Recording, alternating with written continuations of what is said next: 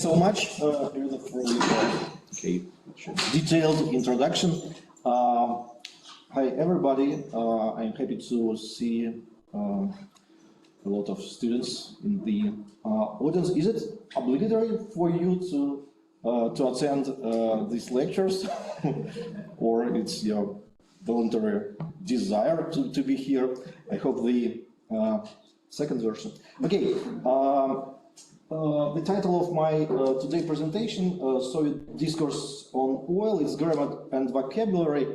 I mean, sometimes it will sound too theoretically and a bit boring, but I try to visit my presentation with some illustrations and concrete examples. So I will start.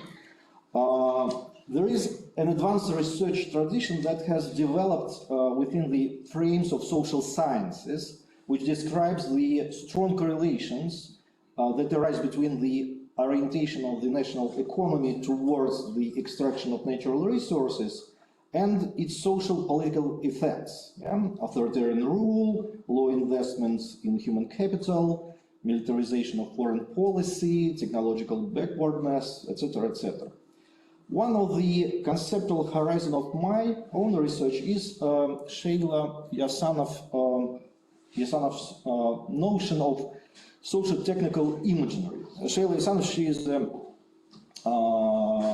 distinguished professor in Harvard University, and her notion arises at the intersection of socially significant values, scientific ideas and technological solutions, expectation of a better future and apocalyptic predictions, theoretical models of fundamental knowledge and working technological inventions are included in the process of co-production. This is the topic of her book, States of Knowledge. Based on these optics, technologies can be described not only as derivatives of the universal parameters of rationality and efficiency, but also the social cultural artifacts. Moreover, my hypothesis is that distinct traces of social cultural construction can be found also in such physical objects as natural energy resources and ways of their utilization. In this regard, another fundamentally important research perspectives arise associated with the concept of petroculture and petromodernity, developed in the works of Imre Zeman and Stephanie Lemenage. In this case, oil and its dominant position in the economy and technology of energy extraction fits into a wide horizon of urbanization processes and a new way of life, changes in the level of mobility and temporal regimes, the emergence of new cultural dominance, and a specific language of description that is developing around oil. Oil turns out to be the structural core, or more precisely, the fluid substance of the economy itself, based on the free circulation of financial flows, commodities, and services.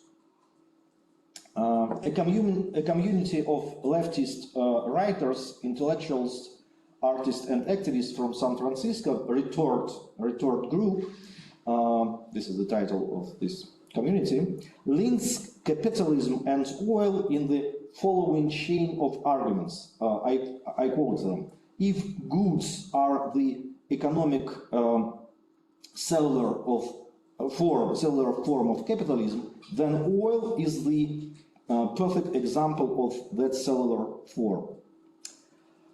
End of quote. The above approaches are certainly taken into account in my research project.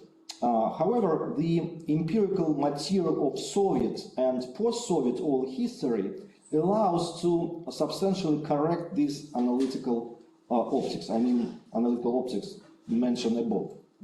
The question is whether it's possible to discover in the history of oil production some other local flow which, however, at one time claimed to be no less universal. The flow within which oil turned to society in some of its properties other than those which are translated into the pure language of struggle for money and the endless expansion of consumption opportunities. It seems clear that the fundamental differences between communism and capitalism, socialist and liberal ideologies, planned and market economies, the Soviet system and bourgeois democracy, as well as differences between imperial and colonial, imperial and national perspectives, could not fail to affect the meaning given to natural resources, and oil in particular, as they were woven into the network of corresponding social, political, and ideological relations. If the material basis of oil production and technological processing is relatively general in nature, the difference in this case are associated not with national or cultural historical context, but with geographical conditions and chemical data of the oil produced. But then the specifics of its cultural processing of natural resources, are much more diverse, so that its products may differ from each other to the point of being completely opposite. The history of Soviet and post-Soviet oil and the development of its fields shows flexible and reversible correlation between the oil base and the social political superstructure, in Marxist terms, generating effects that are often different from the classical model of the oil course, which describes typologically stable and reproducible correlation between the economic dominance of oil and political, social, cultural effects. The first part of my presentation, which I called social cultural cracking. Yeah, this is a cracking apparatus, cracking machine, yeah, in the slide. My research offers an approach that shows how different ideological and social cultural frameworks can construct different meanings attributed to oil. This can be compared to the process basic to the oil industry itself, the process of cracking or high temperature refining, in which oil is split into fractions needed to produce motor fuels, lubricating oils, and raw materials for the chemical industry. Similarly, in the process of cultural refining of oil, various social, ideological, political, economic, and political fractions are extracted from it, differing from each other by different rhetorical topics, symbolic load, temporal horizon, and ideological and utopian perspective. Just a couple of examples of old posters about oil and oil products. Okay, you may see this American posters devoted to oil issues, and all of them, this is just a couple of examples, but there are many of them. This is about an oil as a good, yeah, as a sphere of consumption, yeah. But this is Soviet posters which are not about consumption, but about labor and production, yeah, about some ideological patriotic value, yeah. For example, this was the first one, the slogan, "The more oil, the stronger our motherland." So it's not cheaper, cleaner, and quicker. Yeah. So it's not about services and consumption. This is about state construction and some ideological values, or about production and extraction of oil. This poster from Soviet Azerbaijan, yeah, Caspian region, reached by oil. Based on this analytical optics, the history of Soviet And post-Soviet oil demonstrates the presence of several ideological and political fractions or symbolic political economies that have succeeded each other and coexisted with each other over 21st centuries. Preliminary, on the basis of the already conducted research mapping, several such fractions can be distinguished.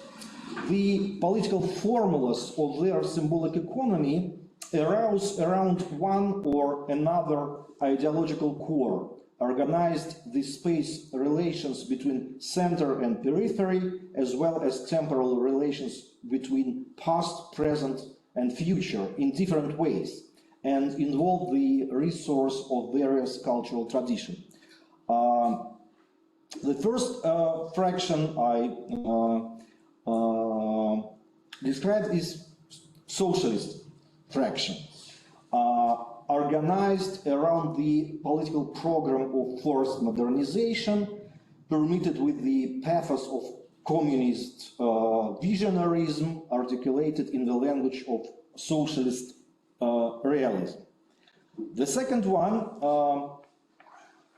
is the anti-colonial fraction, adjoining to the first one, socialist fraction, emphasizes the importance of oil in overcoming the cultural backwardness of the previously colonized peoples of Transcaucasia, Central Asia, Siberia, who gained the opportunity for socialist development along with the revolution and the discovery of oil in the territory of their residence.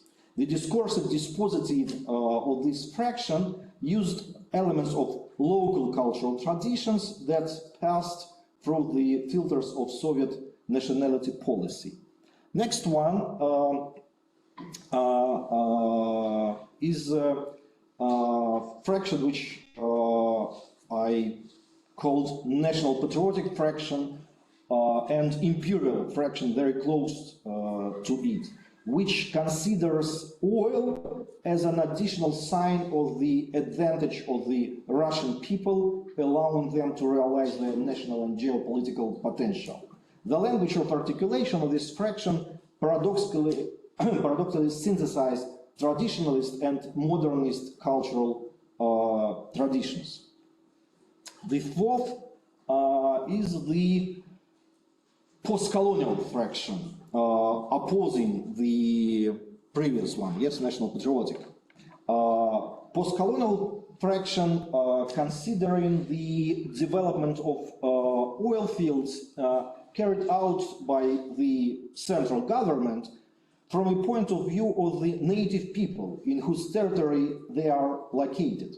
Its language combines local folklore as well as elements of modern meta-languages of post-colonial studies and environmental sensibility. And the last one is the neoliberal fraction, which comprehends oil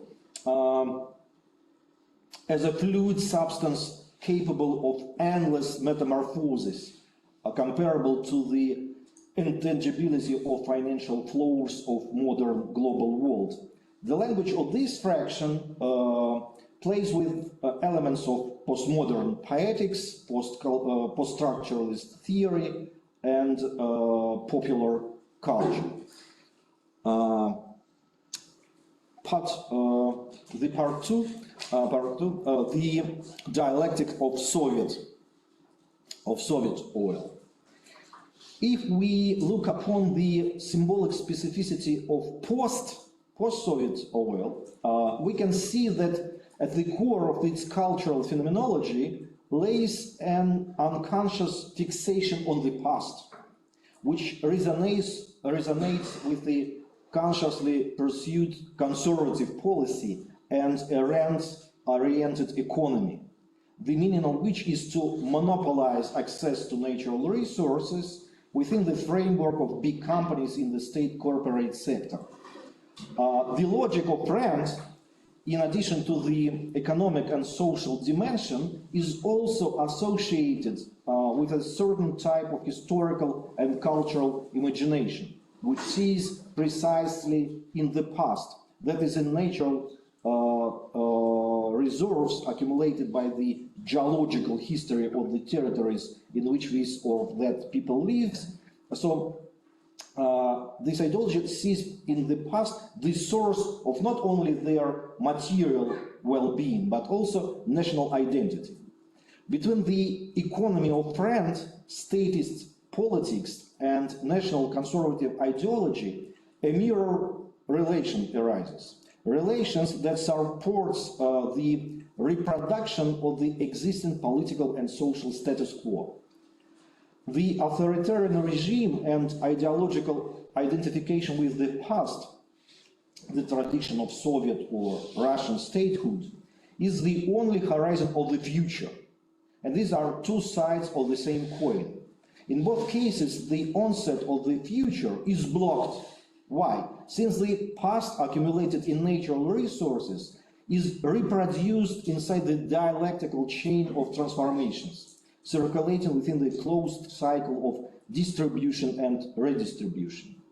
Unlike post-Soviet oil, which filled the rent streams that connected the subsoil and the elites, the prehistoric past and the demodernizing present, Soviet oil provided the energy flows necessary for socialist transformations. In the first case, post-Soviet, oil turns out to be synonymous with rent collected from the past, resources accumulated during geological evolution. In the second, in the case of Soviet oil, it acts as a productive force that transforms the prehistoric past into the historical present of socialism under construction, or in the most radical perspective, into the post-historical future of communism. What nowadays function as a commodity, objectified market substance, within the framework of socialist political economy, functioned as a productive force with its own historical subjectivity. At least this is the symbolic conceptualization of oil that we can find in Soviet culture. Thus, natural resources were no longer understood in terms of exploitation, but in terms of liberation and transformation, or even transfiguration and resurrection of the past. Past is crystallized in the resources. Because, okay, what is the natural resource? This is the past accumulated in matter. Yeah? It is in this light unsurprising that a state commission for the registry of available extractable resources was founded in 1927 in order to establish a unified system for the evaluation of resources in connection with planning for the industrial modernization. In this manner, the base, so that is geological depth, and superstructure, that is planning of industrialization, were rendered links in a single dialectical chain of transformation, the significance of which was the dynamic potential of natural resources, productive forces, incorporated into socialist relations of production, were to change not only the character of social relationship with nature, but the character of social interrelations themselves. By 1932, energy resources had already been technically identified as the key problem of industrialization and 5-year planning. And oil became one of the most important natural resources. The Institute of Oil was founded in Moscow in 1980. in 1932, the head of this institute, Ivan Gubkin, published his general work, which he called the Doctrine of Oil, which poses not only a question of a geological character relating to prospecting and the development of oil deposits, but which also describes in detail the mechanisms of the generation of oil. And the genealogy of oil inscribes it into general process of evolution, of transition from the organic, prehistoric plants and microorganisms to the inorganic chemical compounds, oil, which thereafter must be transformed into the goods of social life. In this manner, oil is presented not only as one of the most important energy reserves, but also as a symbolic shifter, which dialectically combines the process of prehistoric natural development and the movement of human history. As Gubkin wrote, this is quotation from the introduction to his book.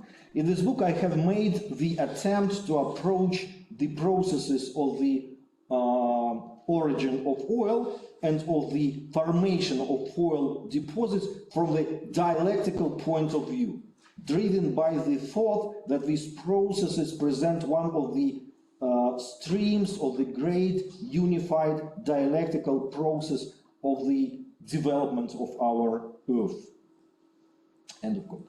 Thus, oil begins to speak the language of historical and dialectical materialism, making a leap from the world of geology to the world of history, from the natural to the social.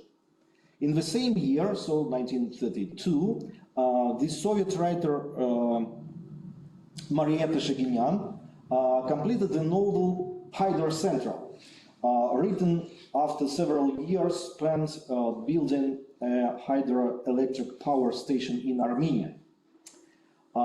In one of the dialogues of this novel, we encounter the same symbolic move that dialectically connect geology and history, subsoil and society, base and superstructure. I quote this fragment, you may see at the slide.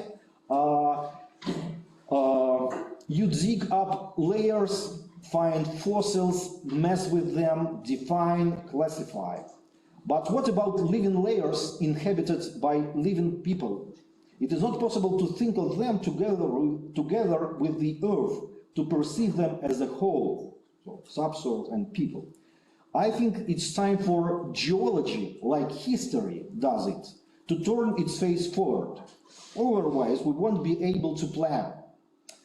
This means that geology will have to sociologize in some way, to include a small addition to the concept of land. Land as a settlement inhabited by a living society and not by fossils. In other words, the subsoil is a materialization of the spatial metaphor underlying the Marxist concept of basis. The subsoil geological depth must be described and taken into account as the productive forces of a socialist planning economy, which allows these depths to reveal their entire energy potential. Within the narrow optics of bourgeois production, free market production,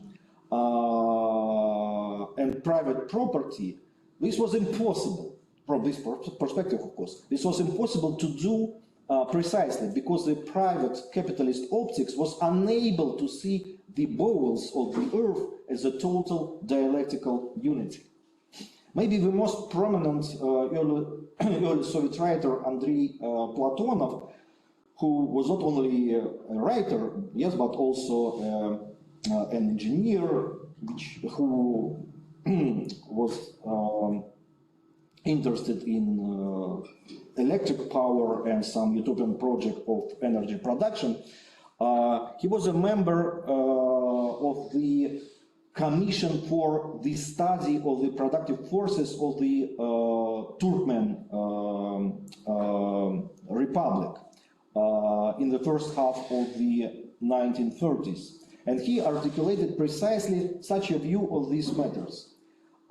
The transformation of fall that was located on the surface of the land, industry, society, culture, was possible only by means of the liberation of energy concealed in the depth of the earth, so natural resources.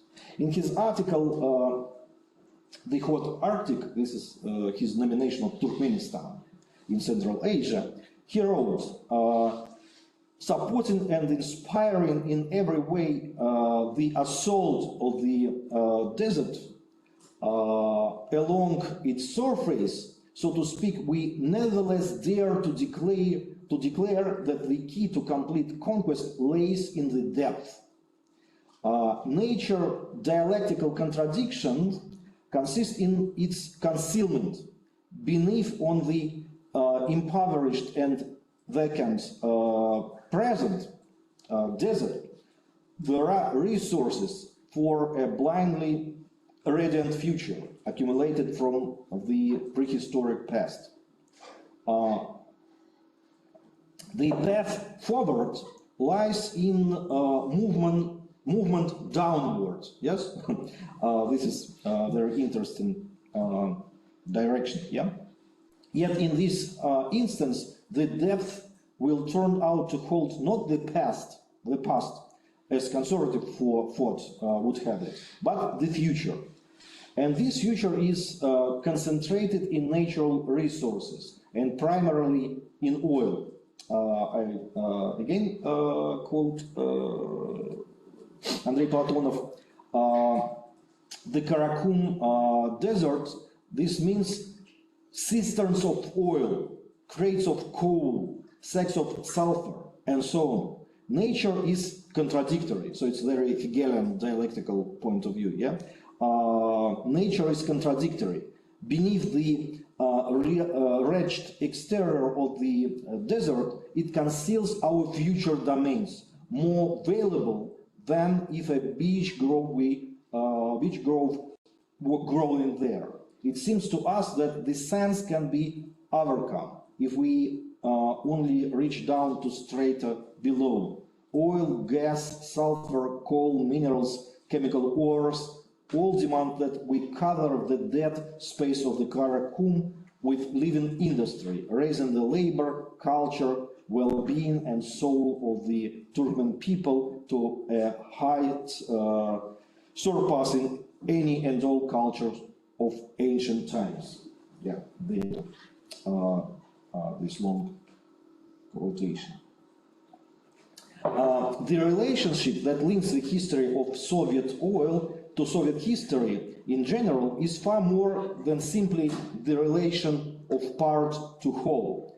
The two, Soviet oil history and Soviet history in general, the two are tied together in more complex connections that may be compared rather with the link between a machine and the energy that sets it in motion, that ensures its functioning, yet it is also capable of destroying it from within.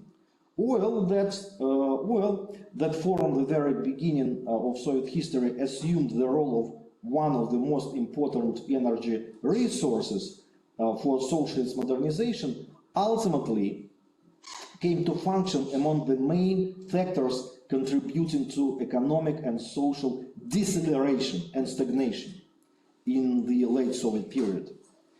Further, the crux of the matter is not only and not predominantly a reflection of the shortcomings of Soviet planning and the fundamental inferiority of the planned economy as such. The immediate cause of this negative dialectic, which rotated the link between oil and modernization by 180 degrees, was the inclusion of oil in a network of political and ideological relations that rendered it hostage to conceptual dogmas concerning the industrial foundation of the socialist economy, which demanded dominance of the production of the means of production over the production of end products or object of consumption by the population. The discovery of extraordinary rich oil fields in Western Siberia at the turn of the 1950s and 1960s, and the subsequent political decision to fundamentally increase the share of exported oil and gas made it possible during the 1970s to conceal and to camouflage the actual and growing imbalance between these two types of production. Oil became more than simply an energy resource. Rather, it was transformed into the fluid that made it possible not only for the socialist economy, but also for late Soviet society as a whole to stay afloat. A society that was slowly accommodating to modern levels and standards of consumption, even as it was admittedly lagging behind the advanced developed economies and experiencing conditions of scarcity, and despite the fact the local production of the consumer goods was falling further and further behind contemporary standards. While the economies of the First World were making a qualitative technological leap forward, founded primarily on production of consumer goods and services, investing fixed assets in the creation of new technologies, including information technologies, as well as in human capital, the socialist economy of the times, 60s, 70s, the 60s and 70s, continued to focus on parameters of modernization dating to the era of the formation of large-scale heavy industry. Paradoxically, it was oil extracted from the distant depth of geological time that made it possible artificially to fill the gap dividing the divergent tectonic plates of, on the one hand, industrial modernity of the late 19th and early 20th centuries, and on the other hand, the high-tech post-industrial form of modernity that took shape at the turn of the 60s and 70s. Powerful flows of late Soviet oil was used by the Soviet leadership as a means for the abundant lubrication of the increasingly decrepit and cumbersome political and economic machine of late socialism. The presence of hydrocarbon reserves generated across the far reaches of geological time made it possible to postpone into the future all structural social economic reforms, compensating for technological backwardness, low labor productivity, commodity shortages, inefficient expenditure of funds, and poor coordination of the work of the Soviet economy's administrative apparatus at the expense of a wealth accumulated by nature. The transformation of the macro economic functionality of oil in the Soviet economy can be described as follows. Until the 1960s, Soviet oil produced the energy that fueled the development of socialist industrial economy, which was forging ahead in consonance with global economic trends. However, from the late 60s onwards, the situation underwent change with increasingly rapidity. Within the framework of these changed coordinates, the structural significance of oil in the Soviet economic system began to change as well. At the level of official economic discourse and the language of political propaganda, oil continued to be an element of the progressive energy dispositive of modernization, accelerated growth, and the breakthrough to the communist future. However, at the level of the economic and managerial practices of real socialism, it gradually lost its role as an energy resource for modernization, turning more and more into conservation lubricant that made it possible for an aging system to continue functioning without recourse to renovation or renewal. During this period, the cultural logic of late capitalism learned to refine the materiality of oil into a dynamic abstraction of financial capital, actualizing its physical properties such as fluidity and chemical metamorphism, endowing them with magical linkage to wealth and the borderless nature of the globalizing world. At the same time, in the USSR,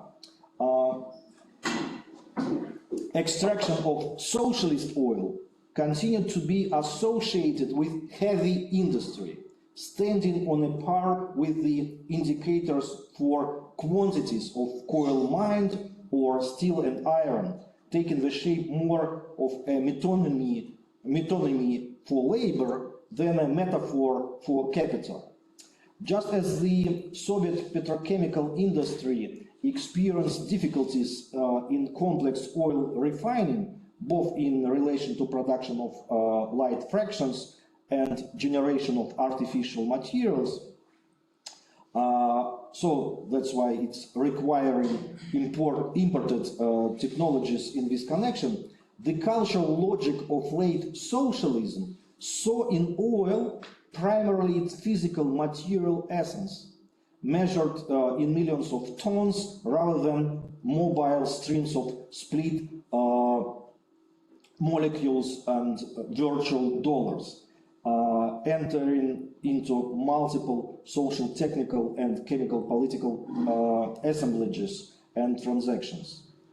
It was only that portion of Soviet oil that was sold on external capitalist markets that worked to introduce surrogates forms of post-industrial capitalist modernity into industrial socialist everyday life, allowing Soviet consumers to become acquainted with samples of its commercial outputs. So the peak of socialist oil extraction in 1975, the USSR ranked first in the world in oil production. So this peak of socialist oil was mirrored in the failure of Soviet economic and social development. Deep fields of oil, heroically stormed by Soviet oilmen, ensured production growth, making it possible to compensate for the consequences of the USSR technological lag behind the leading world economies and low level of production of consumer goods, including foodstuffs, which was enabled to satisfy domestic demand. The mere possibility for such a compensation, export of resources, import of goods and technologies, led to even greater backwardness, require ever greater assaults on depth, and on even more inaccessible fields, holding ever richest oil reserves, and so on in the spiral. The triumph and tragedy of the oil and gas sector were interconnected not only mechanically as successive links in a chain, in which accelerated development of extraordinary fields in the 1960s and in the first half of the 1970s led to the premature depletion of the richest areas and a sharp slowdown in production growth by the mid-1980s.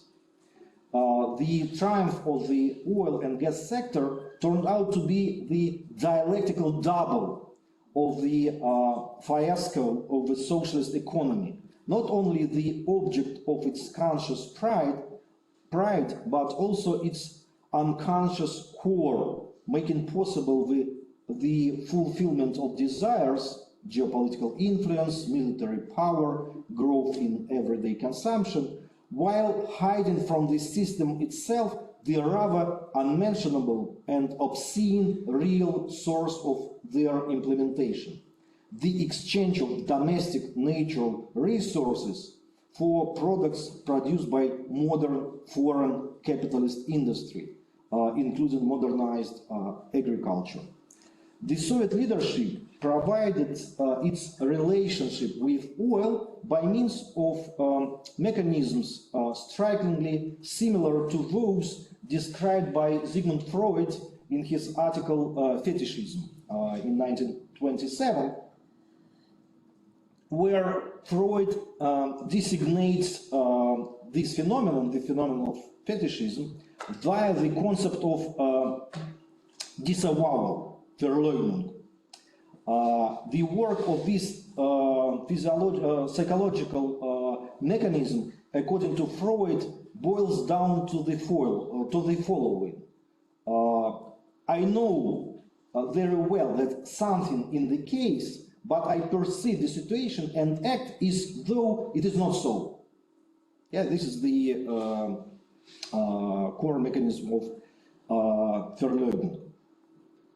In this sense, the oil and gas complex of the Soviet economy may be taken as such not only in the industrial but also in the psychoanalytical sense.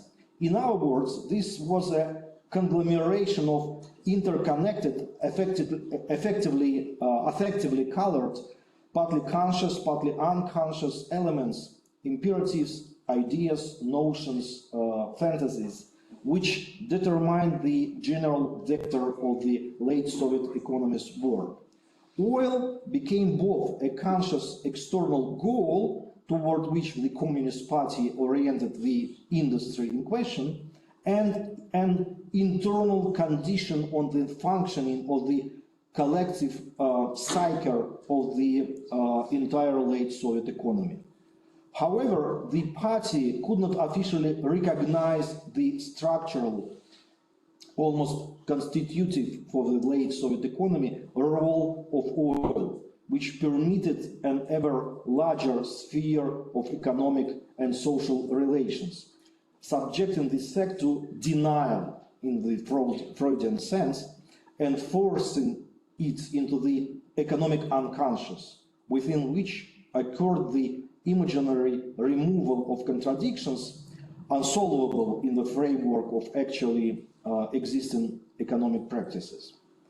The party leadership was well aware that the economic condition of the country was increasingly fundamentally dependent on the volume of oil produced, and demanded from oil workers more and more millions of tons of this substance that could be exchanged for consumer goods and food that Soviet industry and agriculture could not produce. At the same time, the leadership acted on the basis of a conviction that the social economic model that had been created in the USSR was the most progressive and advanced in the world. So Soviet society continued to strike out on the path into outer space, denying the fact that its very existence was increasingly dependent on the stores of oil hidden deep underground.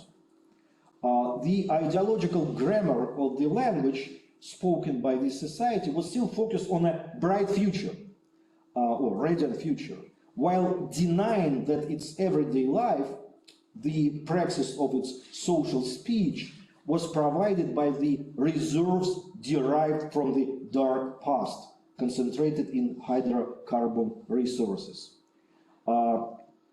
The greater the dependence of the socialist economy on oil produced in the Soviet geological depth, the more effort was required to deny this fact at the level of the officially articulated economic and political agenda.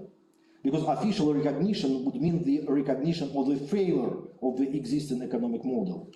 The more effort expended on repression of this recognition, the greater the volume of repressed energy accumulating in the unconscious of late Soviet culture and breaking through in individual instances as symptoms of this repression.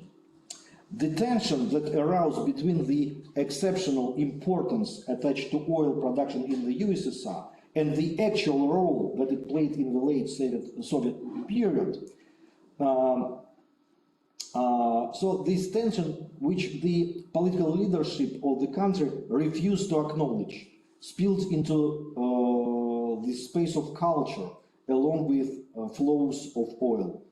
In consequence of the enormous pressure that drove ideas and conceptions regarding oil out of official political and economic discourse and into the social imaginary, the products of their cultural refining exploded the artistic and ideological norms of official Soviet culture, concentrating in themselves various forms of utopian and mystical, historiosophical and metaphysical meanings.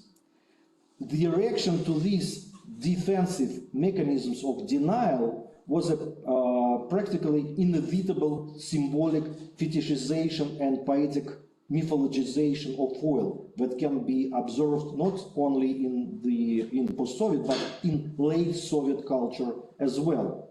Already in the cultural life of the 1970s and the first half of the 1980s, one may detect the latent overflow of oil beyond the boundaries assigned to it by material and economic rationality of socialism and poetics of socialist realism. A shifting core of oil around which were built the narrative and topological chains of novels and stories, documentaries and feature films telling of the everyday life of Soviet oilmen became the generator of motives, transforming and rethinking normative conceptions of industrial socialist transformations and the duel of Soviet society with the natural world that stood in its way. Quite unexpectedly, the oil fields turned out to be a meeting point and site of mutual diffusion between socialist, realist, ideological and artistic archetypes and traditionalist historical reflection, ecological and ethnocultural proto-post-colonial sensibilities and avant-garde techno-utopianism. I will skip the list of novels, stories, films, and so on, and we'll go to the one example of this text. The most radical version of the oil imagination, which sees in these natural resources the concentrated forces of the past, which can be directed to transform the present, we can find in one film by Andron Konchalovsky. Andron Konchalovsky is a very prominent Soviet and Russian post-Soviet film director. And in 1974, he was proposed to make a film about the oilman of Western Siberia for the 25th Congress of the Communist Party. So the preliminary goal was absolute political and propaganda one. In response to this proposal, Konchalovsky made 4 episodes, epic film, which he called The Siberian, which tells the story of several generations of residents of a remote Siberian village searching for oil and of oil exploitation. The plot core unfolds through a clash between representatives of two family clans, the interweaving of which is based on love and hate. One clan preserves the cultural tradition, the other seeks to historical modernization. During the whole 20th century, yeah, from the pre-revolutionary period to the 60s. This tension between tradition and modernization is realized through the cross-cutting themes of memory and oblivion. One of the conflicts that figures in the film relates to the conception that the discovery and extraction of oil that actually enacts nature's salvation, because the alternative approach to the development of Western Siberia consisted in the construction of a cascade of hydroelectric station and the total flooding of large swathes of territory. So Konchalovsky's film presents two versions of industrial interaction with nature: the brutal Stalinist approach and a more harmonious variant, which integrates the process of industrialization into the framework of nature legacy, extractable natural resources, and into the framework of cultural legacy as well. So he, in a way, advocates oil perspective as a more ecological way of Siberian development. Subsequently, in the 1990s, his memoirs, Konchalovsky, in every possible way, denied the idea of a state order, and interpreted his film as a covert criticism of the Soviet regime, depriving a person of his organic rootedness in his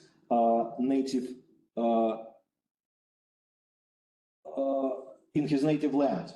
This is two quotations from Konchalovsky's memoir. The first one, he wrote, "It was a picture of how history, revolution, state decrees, civilization tore a person by the hair from his home, from the earth, and because he became a tumbleweed, the values of his land turned out to be alien and accessible to him. It was a story about how technological civilization kills culture, nature, and man."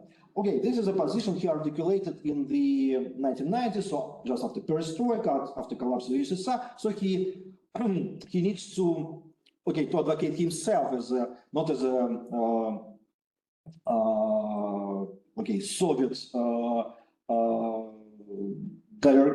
film director loyal to the party, but as a critic of it.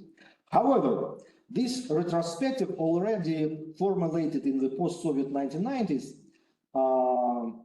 this thesis, civilization kills culture, he means Soviet civilization kills Russian culture, yeah, contradicts the very poetics and motive structure of the film itself. By the way, the director also owns another assessment of the central theme of the epic, and this is the second quotation on the screen, when he wrote, "Together with the work on the script and then on the film, we entered a different layer of reflection about the person and the environment that gave birth to him. Oil, like everything else to which the efforts of production are directed, is not an end in itself. It is only a means to make life on Earth better." End of quote.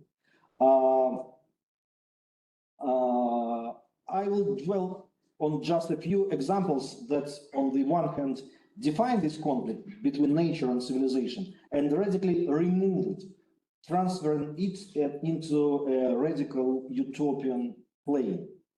The conflict between nature and civilization is set only to be subsequently removed.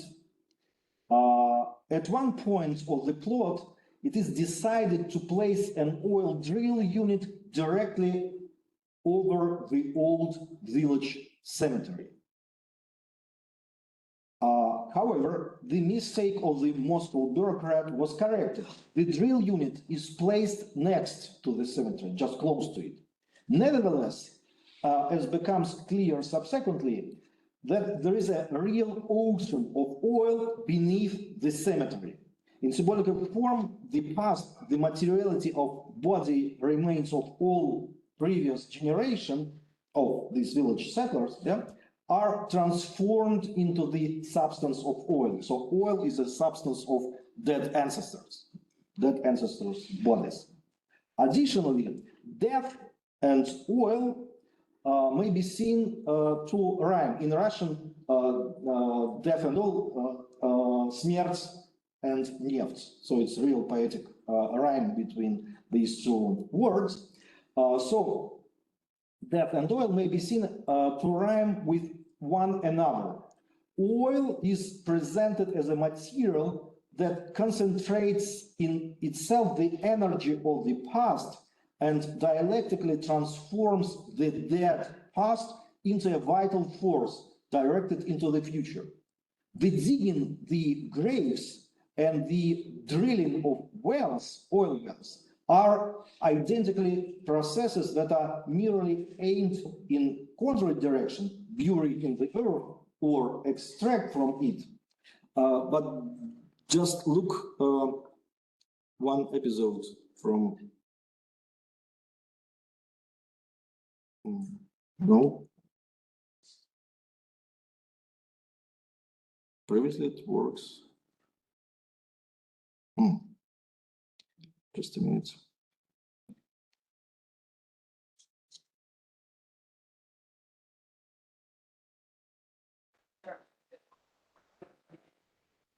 No. No. So, okay, not in a full screen, but just this, in this.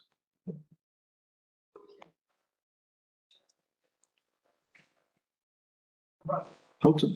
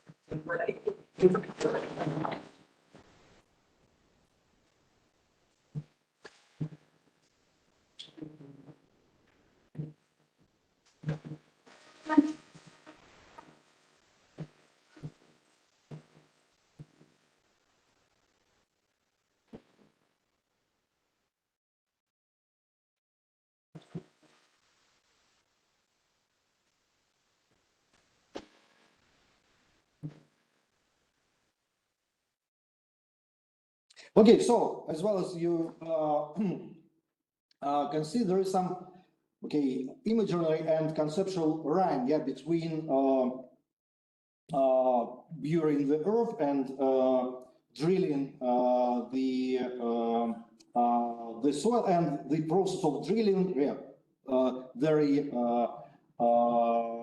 obvious, represented as brutal sexual penetration of the earth surface, but it needs to extract some new product, yeah, oil.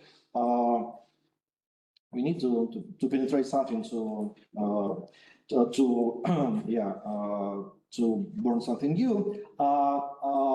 This scene is as a result of cinematographic montage.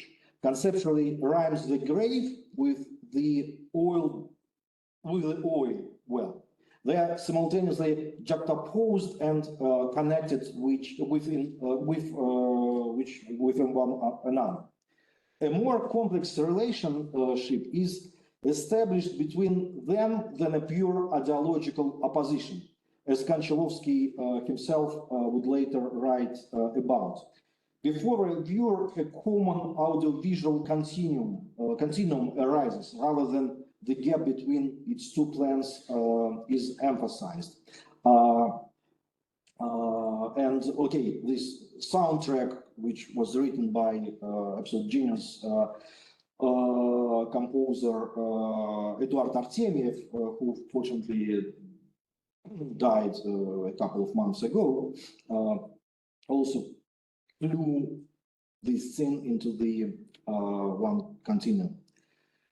Okay, and the final scene, this kind of apocalyptic scene returns us once again to the cemetery. This is a scene of burning cemetery under which lies an ocean of oil that threatens to erupt onto the surface and to at any moment and explode. In order to prevent this outcome, it is necessary to remove the graves and initiate a controlled explosion. In the very moment, then the bulldozers are removing the burning graves of those who have vanished in the past, or the generation of people who lived in this Siberian village. They are shown as resurrected, joyously surrounding one of the main protagonists of the film. This is the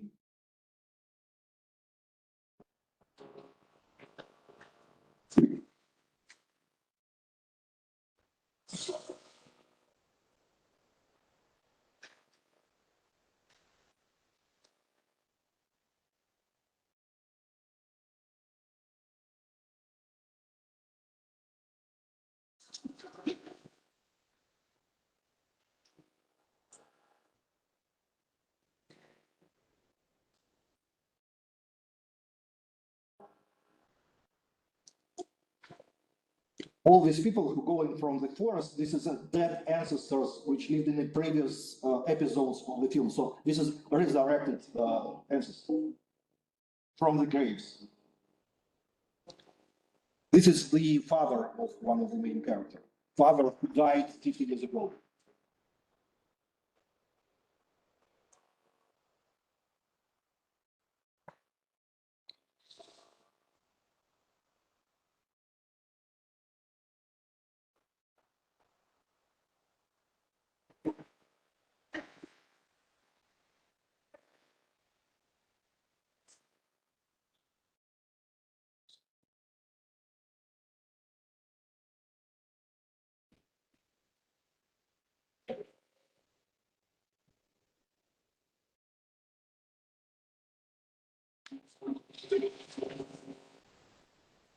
So we see the meeting between all generations who lived in this village during the century. All of them resurrected from the burning graves.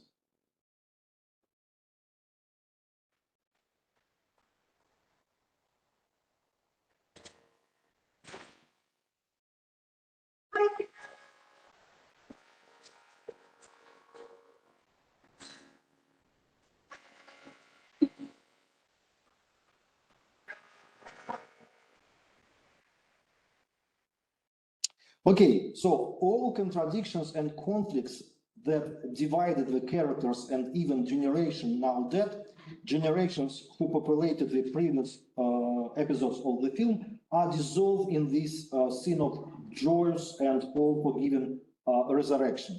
What does this recall? The apotheosis of oil is the compositional transition of the epic story of the birth of a nation to the level of the mystery of the resurrection of the dead. Together with the burning oil, which engulfs the wooden crosses of the graves of the ancestors, or those who found and awakened the energy sleeping in the depth, the ancestors themselves rise from these depths.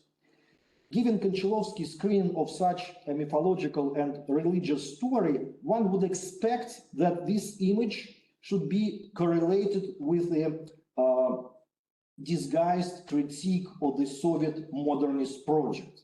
According to this approach, the resurrection of the dead, shown in the final scene of the film, should be read as a reference to the Last Judgment, yeah, and the end of the world, while the moment of the birth of oil should coincide with the moment of the eschatological apocalyptical end of the world.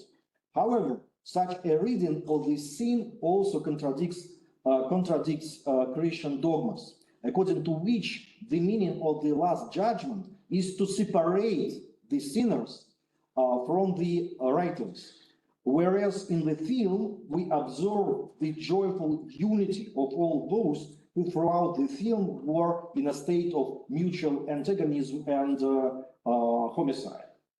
In contrast, the very artistic logic of the entire film in the course of its deployment is to purposefully and consistently problematize the mechanical opposition of the conservative adherence to tradition and environmental sensibility versus avant-garde pathos of technological transformation. Russian intellectual history knows only one example of such a utopian synthesis, yes, between conservative environmental sensitivity and avant-garde technological transformation. This is the philosophy of common task, written by Nikolai Fyodorov, which formed the basis of the teachings of Russian, so-called Russian Cosmism. And despite its absence in the official Soviet cultural canon, and which was important both for the post-revolutionary culture of the 1910s, 1920s, and for the late Soviet culture of the 60s and 70s. By the way, Konchalovsky himself, in his memoirs, in the chapter telling about the filming of Siberia, writes that at that moment he was fond of the works of Alexander Chizhevsky. And Alexander Chizhevsky was a Soviet scientist, biophysicist, one of the founders of space science and space ecology, representative of Russian Cosmism, who studied the influence of the sun on the biological and social historical process of the Earth. Nikolai Fyodorov was a librarian and one of the most peculiar and original figures of 19th century Russia, a philosopher who created a particular form of ecological philosophy, affirming the true role of man over nature, founded not on its exploitation, but rather on its transformation. The most radical conception of his chief work, The Philosophy of Common Task, relates to the actual victory over death. Fyodorov proposed the goal of the universal return to life, the universal resurrection of all ancestors, of all people who lived at any time in the past. The teachings of Fyodorov demand heaven, the kingdom of God, but not in the world of the beyond, but rather in this material world. The heavenly paradise must be attained by means of the labor of humanity itself, rather than given from on high. In order to realize this common task, the brotherly unity of people and the synthesis of cultures must first be achieved. That is to say, there must be a unification of all peoples, a synthesis as well of theoretical and practical reason, and a mastery of nature leading to victory over death. This is exactly what happens at the moment when oil, that is the condensed substance of the past, comes to the surface from the bowels of the earth. and along with it, the dead rise from the graves, which are also connected with the past condensed in the cemetery. Resurrection is achieved due to the fact that these two processes appear as connected with each other. The organic matter of the prehistoric past, oil, enters into synthesis with the organic matter of the historical past, dead bodies. The resultant synthesis of man, nature, and technologies gives access to resources that extended the existence of the Soviet project for next 30 years, saves Siberian rivers, and leads to victory over death. Soviet oil turns out to be yet another emanation of the philosophy of Russian Cosmism, encoded in a film that won a special prize at the Cannes Film Festival in 1979. Initiated as an ordinary propaganda story about the exploits of Soviet oilmen, the mythological cosmogony of the Siberian ends with a final synthesis of biography and history, individual and collective, nature and technology, the organic and the social, past and future.